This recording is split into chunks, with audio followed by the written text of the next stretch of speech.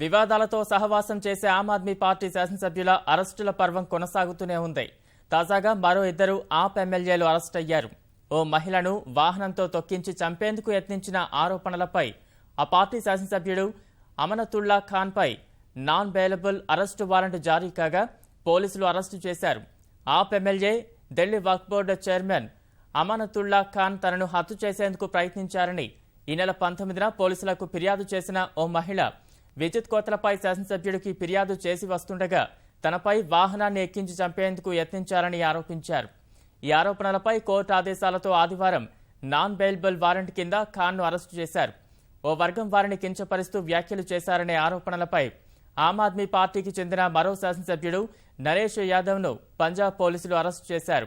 సోమవారం అతన్ని కోర్టుకు హాజరుపరుస్తామని వెల్లడించారు. తాజా అరెస్టులతో వివిధ కేసుల్లో అరెస్టైన పార్టీ ఎమ్మెల్యేల సంఖ్య 11కు చేరింది.